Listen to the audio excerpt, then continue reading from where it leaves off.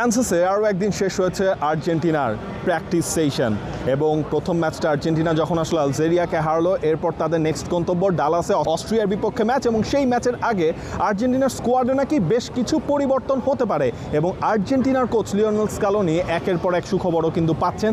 Second ম্যাচটায় মাঠে নামার আগে দলে ইনজুরি প্রবলেম ছিল, ইনজুর্ড ফুটবলাররা এখন আসলে ফুল 100% ফিট হয়ে গেছেন। সুতরাং ওই ধারণাটা করা যায় অস্ট্রিয়ার বিপক্ষে আর্জেন্টিনার একাদশে মোটামুটি যেই পরিবর্তনগুলো আসছে সেটার একটা বড় ধরনের সম্ভাবনা রয়েছে। পরিবর্তন আসলে কি হতে পারে?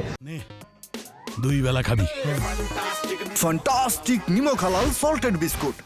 লাউতারো মার্টিনেজের জায়গায় উলিয়ান আলভারেজ লাস্ট ম্যাচটা তিনি স্টার্ট করতে পারেন নাই। এরপর কিন্তু আলভারেজের কিছু টিপস অ্যান্ড ট্রিক্স আমরা সেই ম্যাচটায় দেখেছি, যদিও আলভারেজ সেই ম্যাচে আসলে গোল করতে পারেন নাই। গেল বিশ্বকাপেও যেমন লিওনেল স্কালোনিকে ওই মধুর সমস্যাটায় পড়তে হয়েছিল, আলভারেজ নাকি লাউতারো মার্টিনেজ আলভারেজ ফিট হয়ে যাওয়া আবারও তাকে সেই সমস্যাটায় পড়তে হচ্ছে, এটা মোটামুটি আমরা ধরেই নিতে পারি। আরও কিছু আসলে পজিশন ছিল, যেমন রাইট ব্যাকের ঘটনাটা আসলে কী ছিল?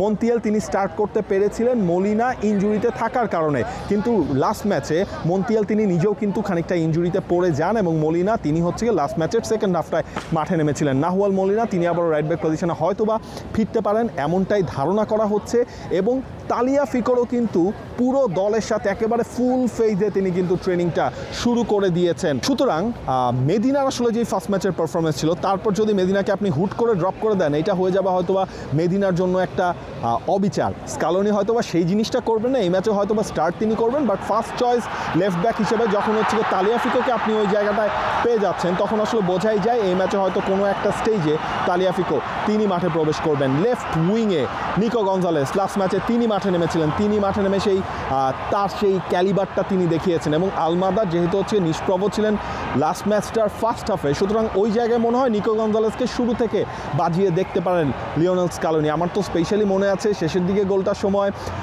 নিকো গঞ্জালেস তিনি লেফট সাইড থেকে একটা কাটব্যাক করেছিলেন, সেখান থেকে কিন্তু আর্জেন্টিনা ওই গোলটাও আসলে দিয়েছিল।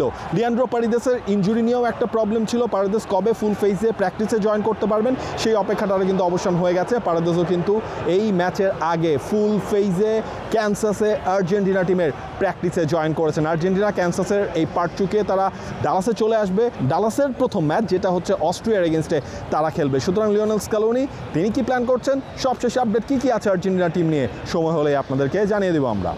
For more updates, subscribe to our YouTube channel and click on the bell icon. Follow us on Facebook and Instagram. Download T-Sports app to enjoy exciting games and highlights. Visit tsports.com.